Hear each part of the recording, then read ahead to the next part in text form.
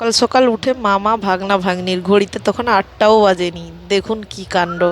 মামা আর ভাগনা ভাগ্নি আর মামার মেয়ে চারজনে মিলে দিব্যি রং কিনে দেয়নি, আবির গুলে জল করেছে, দিয়ে সুন্দর পিচকারি নিয়ে আমাদেরকে দিচ্ছে। আর মামাও সঙ্গে লেগে পড়েছে, এমন মামা আর মাসিরা বাদ যাবে কেন, তাই মাসিরাও সঙ্গে এসে ভালোই একটা রং খেলা হয়ে গেল। এখানে রং খেলা তো তাড়াতাড়ি আমার ঘরে কমপ্লিট করে নিলাম। এবারে আবার বালতি ভরে নিয়ে চললো আবার কাকুদের বাড়ির দিকে। এই যে কাকুদের বাড়িতে পৌঁছে গেছি, এখানে কাকুর ছেলেদের অবস্থা দেখুন। এখন ঘরে ঘরে রং মাখা হচ্ছে, তারপরে বাইরে যাওয়া হবে রং মাখাতে।